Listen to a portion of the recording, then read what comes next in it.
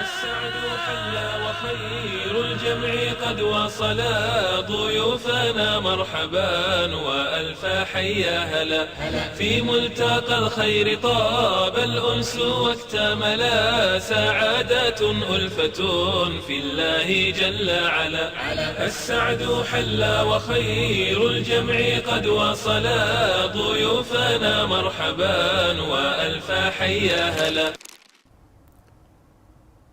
بسم الله الرحمن الرحيم. الحمد لله رب العالمين، والصلاة والسلام على إمام المرسلين وقائد الغر المحجلين نبينا محمد وعلى آله وصحبه أجمعين. daawadayaal ku soo dhowaada barnaamijka taxanaha ah ee aad uga barateen TV-ga Africa 4 xaruntiisa magaalada Khartoum, barnaamijka martida maanta oo aad waqtiyadan oo kale uga barateen in aad ka daawataan TV-ga xaruntiisa magaalada Khartoum. barnaamijkaas oo aanu mar walba ku martigelino culimada iyo aqoon-yahanka maanta ama caawa waxaa marti inoogu ah hogaamiye ka mid ah hogaamiyayaasha ummadda Soomaaliyeed, ka mid ah culimada waaweyn ee culimada Soomaaliyeed. waxaa marti caawa inoogu ah insha Allahu tacaala sheekheena Sheekh Bashiir Axmed Salaad, madaxa ama gudoomiyaha hay'adda culimada Soomaaliyeed oo marti inoogu ah maalmahan magaalada Khartoum caasimadda dalka Suudaan. شيخ waxaan leeyahay sheekh ku soo dhawo barnaamijka بارك الله فيك. ku dhawahay جزاك الله خير. بارك الله فيكم. فضيلة الشيخ موضوع ugu muhiimsan oo insha Allah tacaala maanta xoog saari doono waxa weeye sanadka hijriga ah iyo bishan Muharram oo aan ku guda jirno iyo fadligeeda. haddaan insha Allah tacaala ku hormaro oo aan guda galno insha Allah tacaala toos baan u guda galno hijrada nabi maxamed sallallahu alayhi wasallam baad moodaa in laga qaatay caamka hijriga ah. marka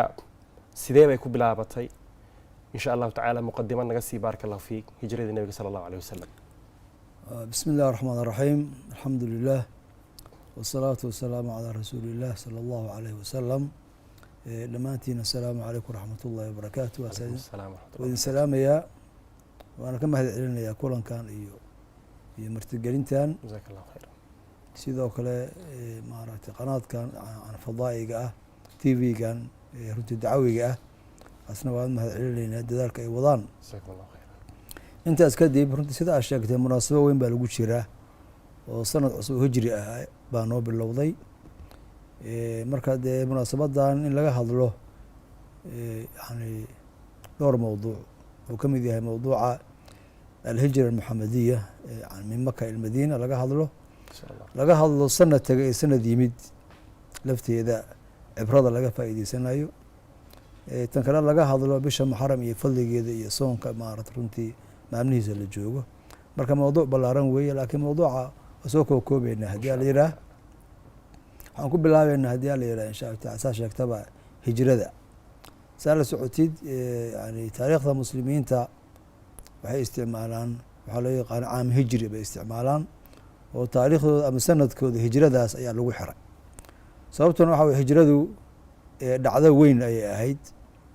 oo dadka muslimiinta taariikhdooda iyo nabiga sallallahu alayhi wasallam siiradiisa saameyn weyn ku leh. waxay ahayd dhacdadii keentay in dadaalkii nabigu uu waday sallallahu alayhi wasallam uu ka guuro Maka uu Madiina u guuro. guuritaankaasoo sabab u noqday in islaamkii fido, in muslimiinta ay dowlad yeeshaan, in muslimiinta ay maamul yeeshaan, in muslimiintii diintoodii say u dabiqi lahaayeen fursadeeda ay u soo baxdo. marka waxaa la odhan karaa isbeddelka maanta aan dareemayno oo diinta islaamka fiditaankeeda iyo ku dhaqankeedaba maaragtay maantay waxaa la haysto mawduucaas ah wuxuu ka farcamay alhijra. maxaa yeele ka hor dad masaakiina oo ducafo ah oo yar oo aan xataa xorriyad u haysan inay tukadaan ama cibaadaystaan bay ahaayeen. tan kale hijradu waxay muujinaysaa maaragtay diinta qiimaha ay leedahay, in diinta darteed loo hijroodo, in diinta darteed maaragtay nolosha wax looga bedelo. tan kale diintan inay tahay diin u timid in dadka noloshooda ay saameyso, oo haddii diintaada waxay ku amrayso aadan samayn karin oo cibaadadkii iyo caqiidadii iyo mucaamalaadkii sidii loo baahna aysan ahayn oo lagu diidan yahay, haddee meeshii kale ka socon karto in adid baa la rabaa. marka diintaanu wax maaragtay iska afkaar keliya ah ama caqiido keliya maahane, waa diin cibaado, waa diin camal, waa diin hirgelin, waa diin ku dhaqan wey. marka hijrada waxaa maaragtay yani ay u timid diinta ku dhaqankeeda iyo fulinteeda ayaa laga maarmaan u noqotay. tan kale waxay de hijradu baab u noqotay dadka muslimiinta la yihaah inay noqdaan dad jiro oo soo baxo oo dowlad samaysto oo macno cusub oo aysan carabta aqoon, ugu yaraan carabta ma aysan aqoonin. carabta qabiil qabiil bay u kala deganaan jireen, laakiin dad mabda isku keenay oo mabda isku maaragtay aan uu mudaynayo oo ka xoroobay qabiil qabiilkii iyo aarsigii iyo macnaa nin shalay qabiil u shaqaynhayey ama qabiil uu hogaaminayey ama qabiil aan u dagaalamahayey ayaa isbedelay maanta oo noqday qof mabda iyo diin u dagaalamahaya ama difaacahaya. tan kale macnaha ah in qofka mabda'iisa uu maaragtay uu maal gashado. insaanka marka hore wuxuu noqonayaa insaan iska daciif ahoo in isaga la quudiyo u baahan keliya, laakiin markii diintan iyo caqiidadan la qaatay waxaa soo baxay insaan isagu waxtar ah oo wax saameynaya oo ra'yigiisa meel ku biiranaya ama maalkiisa meel ku biiranaya magarata, ama xataa ugu yaraan xataa mukushiisa qof inuu keeno uu soo haajiro uu madiine uu tago uu ku biiro bulshada cusub uu ka mid noqdo oo markaa ra'yigiisa laga faa'iideysto ama maalkiisa ama magaciisa ama xataa maarata xataa joogitaankiisa iyo mukushiisa ay macno yeelato. marka runtii waxaas oo dhan hijrada ayaa runtii maaragtay baa muujinaysay. walidaalika markii la yiri alla ilahe taariikhda aan samaysano oo aan ka socnaan ummadaha kale xaggee baan ku tirsannaa. alkhulafaa raashiduun gaar ahaan dee waqtigii yani cumar radiallahu canhu ayaa la dabaqay. waxay isla waafaqeen in maaragtay hijrada laga dhigo, ayagoo markaa runtii muujinaya dhacdadaas macnaha ee leedahay iyo saameynta ee leedahay. mogta xataa maalan yani qur-aanka soo degitaankiisa lagama dhigin. qur-aanka maalan soo degay nabigu sal salam nebi laga dhigay lagama dhigin oo bisha ramadaan oo kale ah lagama dhigin. waxaa laga dhigay alhijra almuxamadiya. isbedelka maanta muuqda meesha uu ka bilowday ama sababtiisa lahayd ayada ay ummadda islaamka ay dowlad noqdo oo jiritaankooda in wixii ilaahay rabay subxaana wa tacaala meel ay ka muuqdaan oo lagu daydo oo maaragtay yani qofkii rabaa diinta ilahay raba meel uu soo aado waa in la helaa. ila markii maka la joogay oo lakala fiirsanaa oo qaar ay hijro maaragtay xabasho carareen, qaar ay maaragtay maxaan ku rahaa ay iska joogeen, dad jiroo muuqda maysan ahayn. marka taas runtii maaragtay waxay muujinaysaa hijrada qiimaha ay leedahay. waana midda keentay in cumar radiallahu canhu iyo khulafadii kale la joogtay iyo saxaabadii kale ay ka dhigtaan meel bartilmaameed ah oo muslimiinta lagu xiro magaratay. taasu macnaheedu yahay maaragtay muslimiintu inay yeeshaan taariikh iyo sanad tirsi ayaga u gaar ah oo markaa laga xoroobo sanadihii kaleo xadaarooyinka kale ay lahaayeen ama beershiyaanka ama farisiyiinta dheh ama ruumaanta ay lahaayeen. waxaasoo dhan in laga xoroobo oo sanadkan diiniga ah waa arki doonaa abtiriskiisa meesha uu galo insha allah. baarak allah fiik sheekh. barnaamijkan in taariikhda hijriga ah la asaaso cumar radiallahu canhu baa lahaa. asbaabta ay ku timidna waa ka sheekaysay. maxay ka tarjumaysaa maanta waa ujeedaa caalam alislaami dadku waxaa taariikh u ah janaayo febraayo maarso 2017 hal dowlad baa caalam alislaami ka jirsay oo mushaarka iyo ku bixisa. dalka sacuudiga haddana waxaa moodaa in ay kusoo biireen caalamkii kale ay ku biireen. marka cumar radiallahu canhu marka uu sameynayey muxuu dareemayey, wax intee lag buu dareemayey maanta dadka muslimiinta ka maqan? runtii waa su-aal fiican weeye. waxay fahamsanaayeen diinta islaamku maaragtay yani caqiido keliya maaha. diinta islaamku iyo dadka muslimiinta sida ay caqiido gaara u leeyihiin oo la yaqaano oo arkaan iyo arkaan islaam arkaan iimaan leh, say u leeyihiin cibaadooyin la yaqaano, say u leeyihiin qiblo loo jeesto. ayaa waxaa ka mid a jiritaankooda iyo muuqaalkooda iyo socnaanta ay ka soocan yihin ummadaha kale. waxaa ka mid ah dadku inay yeeshaan taariikh, ay yeeshaan ay ku abtirsadaan ay tirsadaan oo dadku maalmo kale iyo sanado kale iyo ummado kale ama xadaarooyin kale inaan lagu milmin garamaysid maxaa yeelay sanadahan kale iyo maalmahan kale xadaaray xambaarsan yihiin yani xataa ilaa hadda waa la baarbaaraa maxay yihiin maalmahan maxay yihiin magacyadan bilahan maxay yihiin qaar waa boqoro qaar waa maaragtay waa asnaam qaar waa awthaan qaar waa maaragtay waxyaala caabudi jiray garamaysid yani qaar maaragtay dayaxa iyo qoraxda ayay maaragtay bay ku xiran yihiin oo maalan sida sunday iyo monday waxnaas oo kale iyo maaragtay marka macnaha waxa weeyaan waa waxyaalo diin kale tilmaamaya oo rumuus gaar ah hay waa diin kale tilmaamayaan caqiido kale tilmaamayaan ugu yaraan xadaaro kale tilmaamayaan garatay hadda xadaaraduna badanaa maaragtay caqiidadeeda waxeeda iyo ma kala haraan way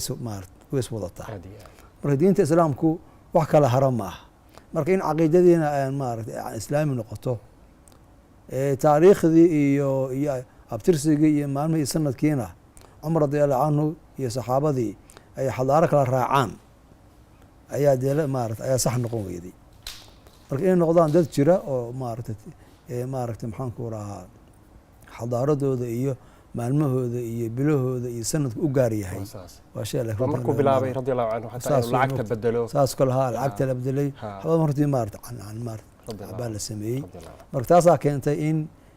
maaragtay ummad jiritaan la noqdo runtii oo muhim ah waxaana way is wataan oo haddii waxaan la kala saaro marka dambe caqiidada loo soo dhacaya maogta marka bishaan iyo waxaan la waardiyeenhayo waa maaragtay waxaa weeyaan waa dhufaysyadii lagu waardiyenhayay caqiidada waa dhufaysyadii lagu waardiyenhayey maaragtay cibaadada mar haddii waxaa lasoo galo oo maalmihii iyo taariikhdii iyo xataa magacyadii iyo shacaa'irtii iyo muuqaalkii iyo caadooyinka lasoo bedelo marka dambe caqiidada la bedelaya marka dambe cibaadada la bedelaya garanmaysid marka dambe lakala sooci mahayo waa la isdhexgelaya marka isdhexgalkaas wuxuu keenayaa in dadka muslimiinta waxay yihiin ay garan waayaan garata hadda waan dad risaalo lahoo diin xambaarsan saa la socotid maaragtay nebiga sal slam markuu dhinta kadib ummadda ayaa booskii nebiga joogta marka ummaddu inay mar kasta ay tahay ummad soocan oo wixii nebigu sal alay slam saxaabadiisu wadeen ummad wada ayadoo sidoodii inay ahaataa ummaddu laakiin haddii ummaddu ay milanto ama ummaddu muuqaalkeedii iyo caqiidadii waxeeda gaarkaa ay weyso haddii risaalada lumaysa marka garanmaysid marka dadka qaarkood baa fududaysanhayaa in maaragtay caamo hijra la isticmaalo garatay oo ay leeyihiin de maxaa ka macnaa maxaa ka micno ahaan waaye waxa weye waxaan bilahan kale maxay yihiin xataa macnahooda ma taqaanid asnaam ahaa maaragtay aaliha kale aha mataqaan awthaan ahaa boqora ahaa oo waxaadan lahayn wey hataa nabi ciise dhalashadiisii hataa waa la isku haystaa saxa wey moogta garata wax iska khuraafi ah in runtii la aamina ma aha waxay ku beegaan waktiga qaboobaha bay ku beegaan waxaana macruuf inuu dhashay waqti kuleyl ah oo timirtu baxaysay oo maarata taas oo kale moogta marka runtii yani waa shay xataa taariikhaan aan sax ahayn markii la baaro maarata diini ahaan aan sax ahayn marka waxaa weye runtii in ummadda muslimka ahi ay waxeedoo dhan ay wada waardiyeysato baa loo baahan yahay wailaa haddii maaragta waxyaalaha caadooyinka islaamiga haddii la fududaysto oo meesha ay ka baxaan oo booskooda caadooyin kale ay galaan waxaa loo dhacayaa marka dambe cibaadooyinkii baa loo dhacahayaa marka dambe caqiidadii baa loo dhacahayaa waana waxaa keenay nebigu sal alay wasalam iyo salafu saalix inay yani ku dadaalaan in ummadaha kale laga socnaado waxaa loo yaqaana mukhaalafat almushrikiin mushrikiinta waxooda in laga socnaado aan loo ekaanin magaratay maxaa yeele anagu risaalan xambaarsannahay marka wixii aan xambaarsaneen hadday lumaan anagana waan khasaareynaa ummadii kale bani aadamkii kalena sugahayana wuu khasaarahaya marka risaaladii ilaahay uu soo diray oo khaatimada ahayd oo ilaahay ugu talagalay in caalamka ilaa qiyaama saaca ay ka taagnaato oo calankeeda loo jeedo oo caqiidadeeda loo jeedo oo cibaadadeeda loo jeedo oo dhaqankeeda loo jeedo oo xataa maalmaheeda iyo sanadkeeda loo jeedo hadday lunto hadda ummadii maaragtay dee islaamka aheedna waa lumaysaa ummadihii kalena maaragtay way lumahayaan baarak allahu fiik sheekh maxamuud daad tafaasiil runtii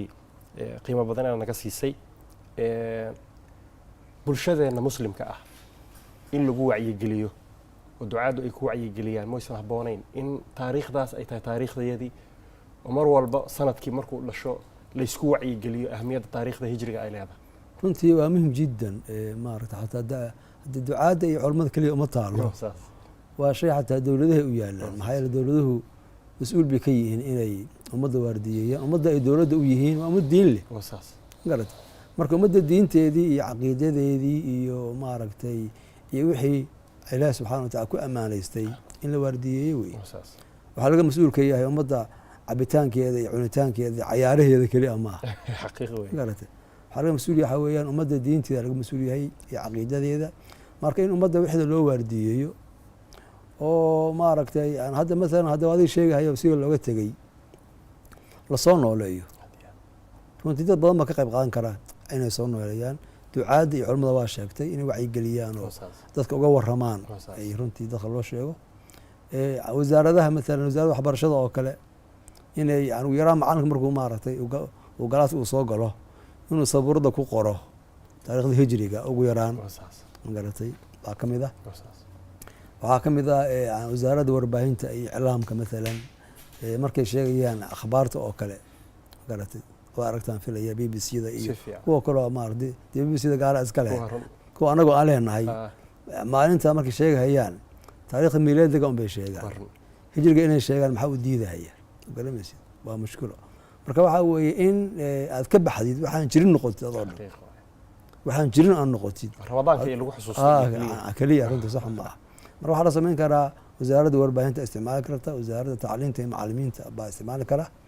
wasaaradda shaqada ee shaqaalaha isticmaali karto saa sheegaysay haddii mushaarka lagu bixiyo waa la xusuusan lahaa garatay runtii dee muslimiintuna runtii bishan bilahan waa la yaqaanay si hortii soomaalida maalan haddi bisha muxaram oo kale ay odhan jireen magaca la yidhaaho maaragtay dago baa loo oqon jiray waa zakada la bixin jiray wey moogta sanad baa dhammaa sanad baa bilaabanay marka inay zakada bixiyaan oo dagadii ay zakada ay bixiyaan runtii calaamay u ahayd hataa iyada waa la iloobahayaa nafteedii waa sii baaba'aysaa marka runtii in lasoo nooleeyo ay munaasabo noqoto hadda maalan fiiri hadda waxaa khatar loogu jiraa xataa jimcihii xataa in la bedelo wadamada qaarkood ay maarata jimcaha ka tagaan oo laga guuro oo la yidhaaho caalamkan la tacaamulayno iyo bunuugtan la tacaamulayno iyo jimcaha way shaqeeyaan marka annaga aan shaqayno oo marka xagee loo guurahayaa maarata maalintee nasanaynaa hadda maalinta adduunka nasto aan nasanno oo axadda iyo sabtida ah maogta garamayso maxay kale yihiin axadda la gelay oo kirishtaanka wata sabtida yaa wata yahuudda wadata garamaysid marka yahuudda ku guulaysteen inay maarata kirishtaanka oo badan oo hadda adduunka dowladda waaweyn ah garata waxay maaragta ku guulaystay yahuudda inay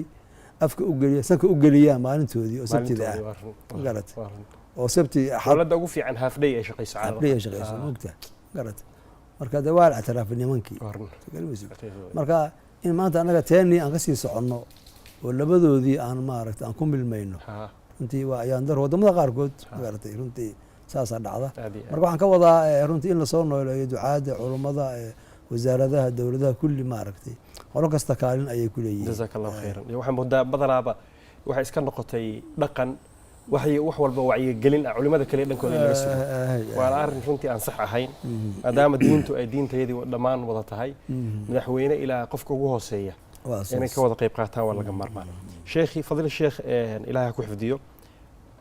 sanad hijriyaa tegey sanadna waa bilowday maxaa cibro ah qofka muslimka ugu jirta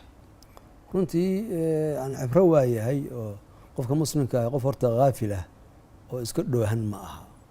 waa qof dhaqdhaqaaqa zamanka wuu la socdaa walidaalika fiir xataa adinka wuxuu ku barahayaa iska dhaaftee sanad tegaya saacado tegay baa lagu sheegahayaa garata salaado marka waxaa weye ayagoo de cibaadaha waxay kusoo maaragtay waxay ku dareensiinayaan waxaa loo yaqaano dhaqdhaqaaqa zamanka in waqtigu uu socdo bay ku dareensiinayaan subaxaad tukanaysaa xoogaa baad joogaysa waa la adimayaa duhur baa la adimay casar baa la adimay maqrib baa la adimay marka xataa aadaanka laftiisu iyo waqtiga salaadaha la adimayaa ayaa kuu sheegaya dhaqdhaqaaqa zamanka oo maalintii aaba kuu sheegaya usbuuciina jimcaha ayaa lagu sameeyey si aad u ogaatid usbuuc tegey mugta u dhammaaday wahaakada marka sanadkiina ama ramadaanka dhe ama xajka dhe intaasoo munaasabeyn baa la sameeyey marka runtii waxaa weye diinteenu guud ahaan dhaqdhaqaaqa zamanka yani aad bay u tixgelisaa maxaa yeele zamanka iyo waqtigu waa nicmo qofka la siiyey waa waqtigii dee qofka ilahi subxana wataala u caabudi lahaa ilaahay u dhowaan lahaa uu naftiisa anfici lahaa ummadda anfici lahaa wey wax kastoo la samaysto oo lagu liibaano adduunya aakhiraba waqti bay dhacaan zamanka baa laga faa'iidaystaa garanmaysid marka waxaa weye zamankaas in marka lala socdo socitaankiisa waa muhim jiddan oo laga faa'iidaysto marka hadduu sanadkii tegey wixii kuu qabsoomay sida xaalkaagu ah qof inuu fiirsho uu naftiisa xisaabiyo baa loo baahan yahay qofku inuu ogaado maaragtay habeenkii maalintu waa nicmo lagu siiyey oo kaa dhammaanaya subxana watacaala maaratay asigii lahaa wada jacala leyla maarata wanahaari khilfa liman araada an yadakara oo araada shukuura sheekhi faasil dhextaal yar baan qaadanayna insha allahu tacaala ilahay idinkii daawadayaal insha allahu tacaala qadar yaroo nasniinaa baan qaadan doonaa kadib baan isu soo noqonaynaa insha allahu tacaala daawasho wanaagsan asalaamu calaykum السعد حلى وخير الجمع قد وصلا ضيوفنا مرحبا وألف حيا هلا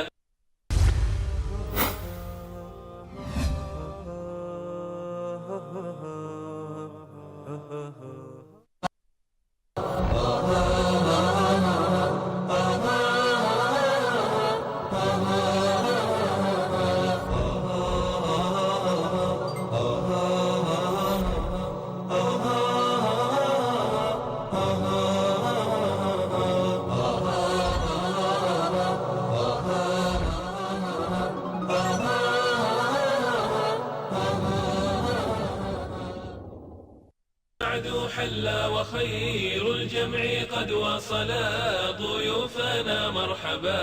وألف حيا هلا بسم الله الرحمن الرحيم ولا ليال ولي وحنا نحن وجه جرنا برنامج كأني مرتدى مانتا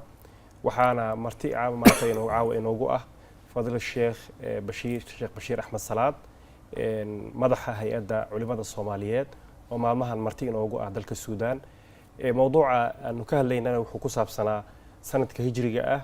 iyo fadliga bisha muxaram wali waxaan ku guda jirnay sanadka hijriga ah iyo ahmiyadda uu leeyahay waxaan ku guda jirnay su'aashii ahayd fadilada sheekh sanad baa tagay sanadna waa yimid maxaa cibra inoogu jira baan ku guda jirnay jazakallahu khair runtii waxaa weeye in waqtiga laga faa'iidaysto waqtiga dhaqdhaqaaqiisa la dareemo oo qofka muslimka uusan qaafil noqonin baa laga faa'iidaysanayaa maxaa yeele sanad dhan waa waqti dheer waqti aad u dheer wey marka laga eego waxaa la qabsan karo gaar ahaan diinteenu dee cibaadada way fududaysay yani qofku subxaan allah ayuu wuxuu boodahayaa oo maarata uu ku helayaa kumnaan ajar uu ka helayaa inuu yani inuu qofku dee alxamdulilah yidhaaho qofku inuu maarata laba ragcad tukado ayuu wuxuu dallacayaa waxyaala waaweyn garanaysid marka runtii diinteenna oo acmaal saalixa iyo xasanaadka aad u fududaysay ajar badanna ka ratibaysa oo ka dhalinaysa zamanku aad buu qiimo u leeyahay marka qofka inuu zamanka u fahmo in asaga la siiyey oo asaga lagu talagalay oo kow horta waxaana waa nicmo waxaan waxaa weeyaan waa ilaah subxana wataala awooddiisa ayay muujinaysaa habeenka maalinta isdhaafahaya iyo khilaafkooda yani ay kala gedisan yihiin iskhilaafahayaan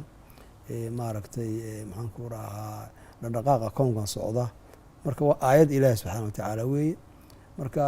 ilahi subxaana wataala awooddiisa in la xusuusto maarata yani naxariistiisa la xusuusto in la xusuusto in ilahi subxana watacaala uu sanad cusub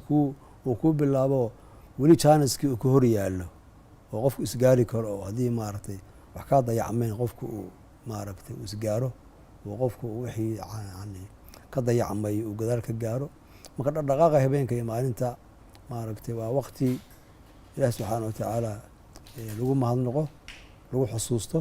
aayaddii ahayd wahuwa aladii jacala leyla wanahaara khilfatan liman araada an yadakara aw araada shukuuran qofkii maarata inuu xusuusto sida isku dhaama qof garab ah waqti waayah waqti waa la siiyey maaragtay qofkii doonaya ilaah subxana watacala inuu ku mahadnaqona marka waxaa weeyaan waqti shukri iyo tadakur iyo ala u dhowaansho la samaysto weeye marka in maarata runtii lagu cibro qaato in maaragtay bisha muxaram iyo fadligeeda saada sheegaysid insha allah no imaandu laga faa'iidaysto maxaa yeele tacdiima shacaa'ir illah bay soo gelaysaa in maalmaha ilaahay fadilay la fadilo maalmaha ilaahay xurmeeye la xurmeeyo cibaadada ilahi subxana uu jideeyey hadday soon tahay iyo hadday wax kale tahayba la sameeyo ayadana runtii waa maaragtay waa lagu faa'iidaysan karaa insha allahu tacaala. salafkii baa wax laga wariyey inay oran jireen ibnu aadam oo adigu maalmaad ka kooban tahay haddii qaybtaad tago maalin hadday kaa tagto qaybtaabaa tagtay ilaahay subxana wa tacaala hana waafajiyo. sheekhii bisha ugu horeysa sanadka hijriga ah waa shahrullahi almuxaram. insha allahu tacala waxaan rajaynayaa inaad noo soo koobtid fadliga bishaas ay leedahay. horta bisha muxaram waxay ka mid tahay bilaha loo yaqaano bilaha xurmada leh bay ka mid tahay. ilahi subxana wataala qur-aanka ku sheegay lagu tilmaamay guud ahaanna maaragtay wuxuu qur-aanka noo tilmaamayaa sanadkeenu inuu yahay sanadka xagga ilaahay laga ictiraafsan yahay. allah koonka abuuray koonka asagoo iska leh oo asagoo habeenka maalinta iska leh ilaahay sanadku ictiraafsan yahay oo agtiisa ka qoran oo agtiisa maaragtay muctabarka ahi sanadka miilaadiga juun iyo juulay maaha waa sanadka hijriga weeyaan. waxaan u daliil qowluhu tacaala ina ciddata shuhuuri cinda allahi 12 shahra fi kitaab illah yowma khalaqa asamaawaati waalard. ilahi subxaana wa tacaala sanadka ama bilaha tiradoodu waa 12 bilood wey oo kitaabka ilaahay ku yaala maalintii ilaahay samaawaadka arlada uu abuuray minhaa 4 xurum 12 bilood 4 bilood oo xurme leh baa ka mid ah. marka haddii la oran lahaa dee miilaadiguba maxaan ku dhahaa waa 12 bilood haddii la oran lahaa midda loo jeeda waa 12 bilood oo 4 ka mid ay xurme leeyihiin waa kuwee waa hijriga wey iyo miilaadiga ma soo garanaysid. marka sanadka xagga ilaahay kitaabka ilaahay ku qoran oo maalintii ilaahay samaawaadka arlada abuuray la bilowday sanadka hijriga wey garad marka runtii dee qiimahaasuu leeyahay. marka 4 bilood oo xurmada leh bay muxaram horta ka mid tahay runtii midaas fadligaas gaarka ayay leedahay. bisha muxaram shahrullaahi baa lagu magacaabay nabi sal slam wuxuu ku magacaabay inay tahay bishii ilaahay garad taasoo dee sharaf iyo xurmo iyo makaano gaar ah tilmaamaysa. maaragtay tan kale nabigu sal allahu alayh wasalam wuxuu maaragtay uu noo jeedeeyey in maalmaha ka mida ayada la soomo bal wuxuu leeyay nabi sal slam soon la soomo markii laga yimaado ramadaanka waxaa u fadli badan shahrullahi muxaram in la soomo fursad qaali ah weeyaan. marka soonka waa taqaana dee ramadaan la soomo waa garanaysa darajadeeda. waxaa ku xiga fadli ahaan ku xiga waxaa weeyaan waa muxaram oo la soomo gaar ahaan sida noo imaanaysa maalmaha maaragtay sida gaarka loo soomo oo maalinta 10aad ugu yaraan qofku inuu soomo ama maalinta 9aad ku daro ama maalinta ku daro 10aad ku daro. marka bisha muxaram oo la soomo ayadana fadligaas bay leedahay. bal culamada qaar baa yidhaahaa intii ramadaanka soonkiisa aan la farad yeelin bay ayadu farad ahaan jirta in la soomo saas culamada qaarkood ay maaragtay sheegaan. bal waxaa la sheegaaba yani soonkeedu inuu qadiim ahaaba oo maaragtay quraysh iyo maaragtay hataa qurayshta iyo ummadaha kaloo diintale iyo yahuudi dad badan baa soomi jiray oo yaqaanay kunta fadligaas iyo makaanahaas ayay leedahay. maalinta cashuura oo 10aad tixgelin gaar ayaa diinteena islaamku siisay marka sheekhi inta qodobka noo tahay ayadana saan sheeg waxa weeyaan dee fadligeeda ayadana waxa weeyaan soonka muxaram guud ahaan gaar ahaan maalinta 10aad nabi sal alay wasalam uu amray sida ku soo aroortay maaragtay xadiidkan sallam oranaya nabi maalin ayuu wuxuu amray maaragtay nin naadiya uu yiraahdo maanta waa maaragtay waxa weeyaan yawm cashuura weeyaan qofkii marka isagoo soomana waa bariisan soonkiisa hawato qofkii aan maaragtay aan soomina hadda ha bilaabo oo hadda soo hanayeysto. marka dee waa la soomi jiray yani fadligii nabi sallam ku tilmaamay inay sanad dhan dembigiisa lagu dhaafo sanad dhan dembigiisa lagu dhaafo yowma cashuura oo maalinta maaragtay 10aad ah. marka hadday hal maalin oo soonkeeda sanad dhan dembigiisa lagu dhaafaya wax sahlan ma aha fursad qaali waa jaanis weeyaan waa maaragtay runtii waa fursad fiican oo qaali ah weeye. maxaan ku oraa marka waa midda u yar in la soomo 10aadka. waxaa kaloo yani maxaan ku fiican ayadana in sagaalaad lagu daro ama tobnaad waxaan ka wadaa maaragtay yani koob iyo tobnaad lagu daro baa ayaduna fiican maaragtay dee sababta loo soomayaan waxaa weeyaan ilaahi subxaana watacaala oo nabiyullaahi muuse iyo dadkii markaa la socday oo bani israa'iil muslimiinta ahaa badbaadiyey lagana badbaadiyey maaragtay gaalkii weynaayo kibre oo qooqay oo fircoon ahaa oo asagiina badda lagu shubay dadkan ay badbaadeen marka nabigu sal alay wasalam wuxuu yidhi aniga ayaa nebi muuse idinka xiga markuu arkay yahuudda oo soomaysa ayuu wuxuu yidhi annaga ayaa idinka xiga nebi muuse taasoo macnaheedu yahay tilmaam la tilmaamahayo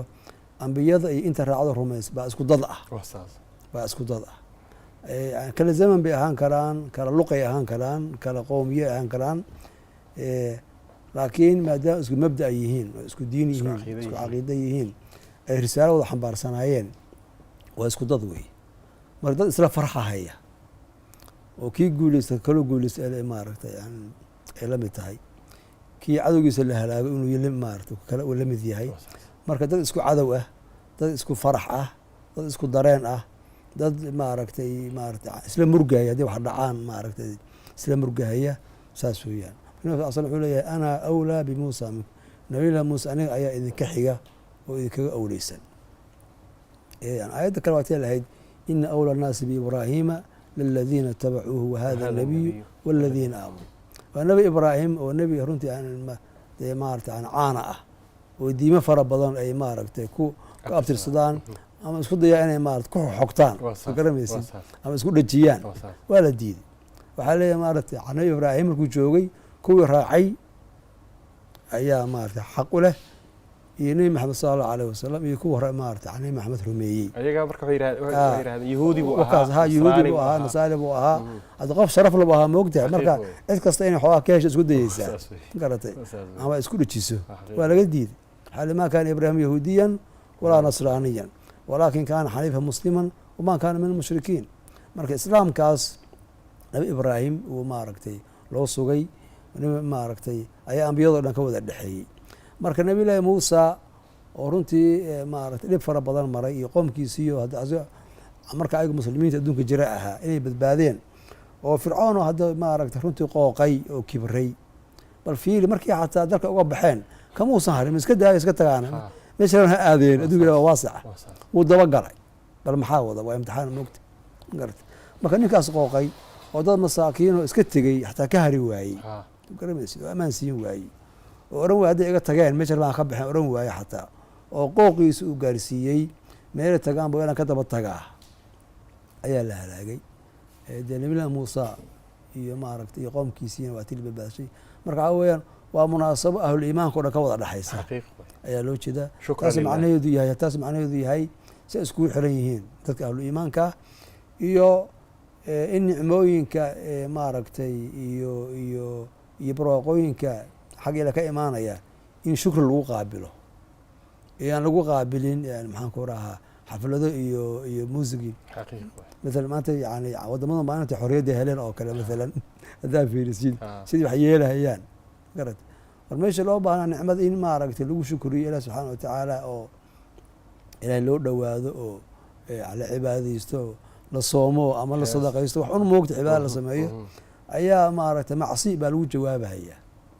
iyo xaflado aan munaasab ahayn iyo heeso iyo dumar qaaqaawan iyo waxaa noocaasa xataa soomaalida waa aragtay markii maalan kowda looliyo iyo la gaaro iyo juun maxaa ahayd maarata labaatan lixda la gaaro munaasabooyinkaas ilaahay uu maaragtay maarata maamulkeeni gacanteena soo geliyey oo ilaahay gaalida naga qaaday ma garata ilaa hadda macsidii aan bilownay maalintii calankana la siiyey durbaankii aan garaacaynay ilaa hadda waan garaacaynaa garamaysid dumarkii heesahayay maalinta ilaa haddana waa heesahayaan soo garamaysid marka runtii yani maarata inay tahay nicmo ilaahay siiyey loo baahan yahay ilaahay de lagu shukriyo oo la xisaabtamo la yidhaaho nicmada ayalehay nicmada see u isticmaalnay maxaan maaragtay see yeelnay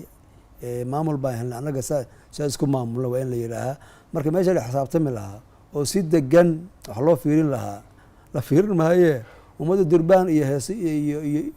iyo buuq baa lagu wareerinaya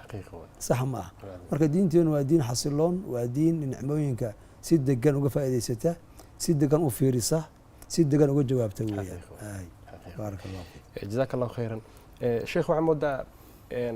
nabiga sala allahu alayh wasalam xadiidkiisii ahaa haddii aan sii noolaado sanadka dambe taasica caashirka marka ma laga faa'iidayaa inuu nabigu jeclaa inuu khilaafo yahuudda maadaama ay maalin keliya soomayeen. waa saas runtii dee laga faa'iid maayo waaba ku caddahay nabigu sal alayh wasalam waxaa la yidhi yaa rasuulallah hadda yahuudda waa soomaane way soomaan adigina soo maaragtay yani adigina soonaa tiri oo bishii maaragtay maalintii yani cashuuraa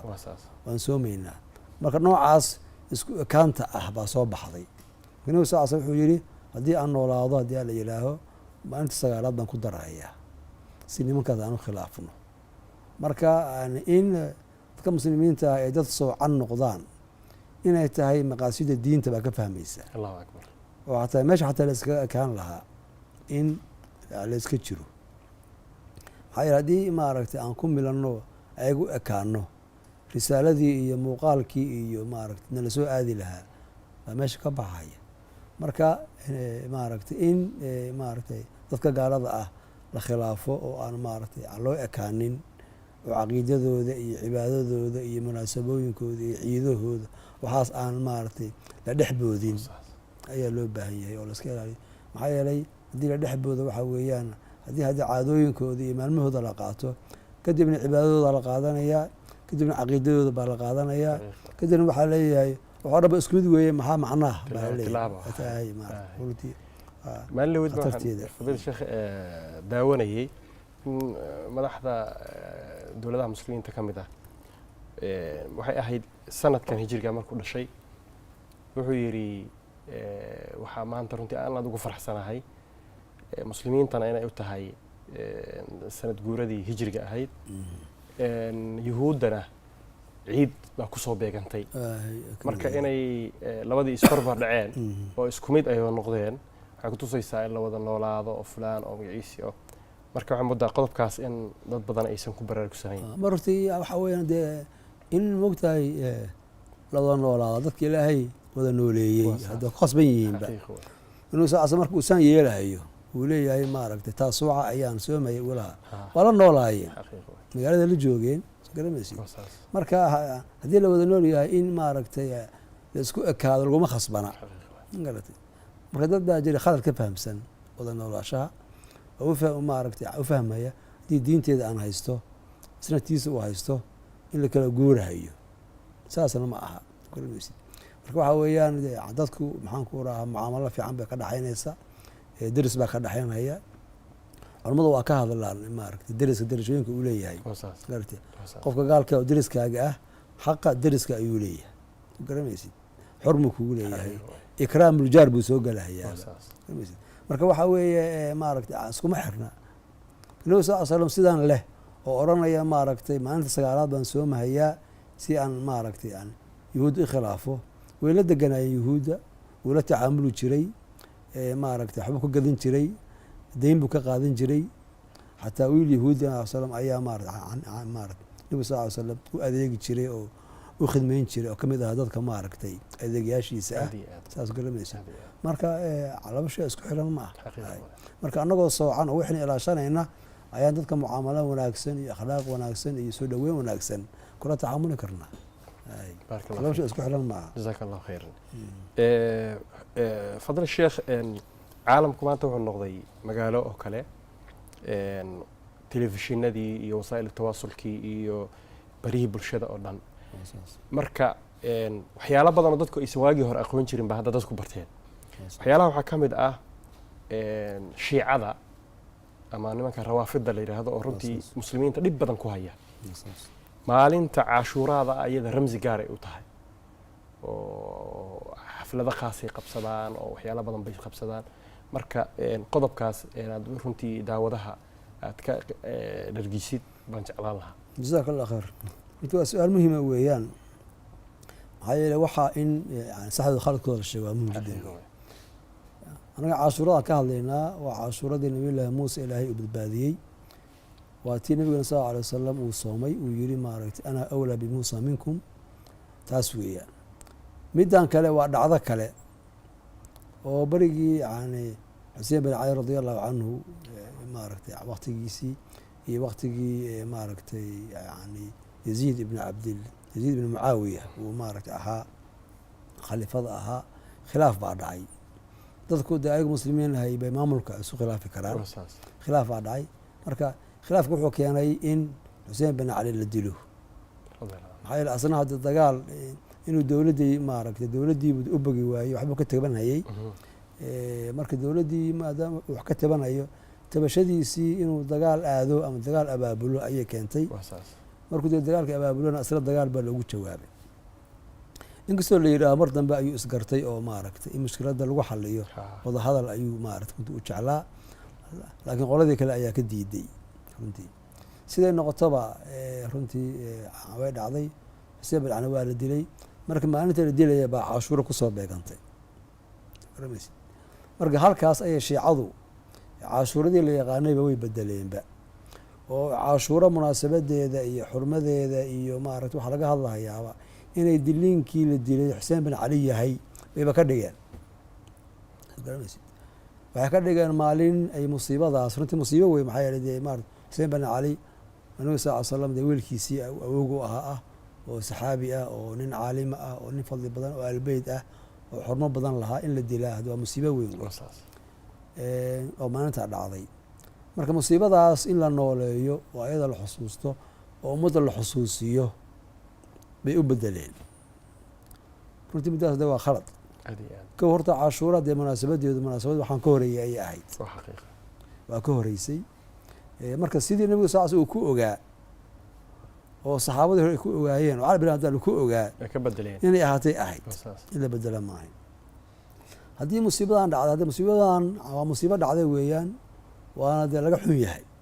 soo garamaysid laakiin diinta islaamka ka mid ma aha in musiibooyinka la nooleeyo ka mid ma aha maxaa yeele musiibada qofka maaragtay qalbigiisa dhaawacaysa qofka murug ayay ku abuureysaa marka musiibo markaas taagan in laga sabro oo laga adkaysto oo maarata inaa lilahi raajicuun la yiraaho ayaa la jidiyey laakiin musiibada in lasoo nooleeyo oo munaasabeyn loo sameeyo lama ogola xuseenna radiallahu canhu uguma horreyn saxaabi wakaad uguma horreynin magarata runtii dee dilkiis waa musiibo laakiin rag ka weyn baa isagaa la dilay ugu yaraan aabihiis baa la dilay haddii shiicadu aysan cumar iyo cuthmaan aysan kala jeclayn to garamaysa isa qiimeyneynin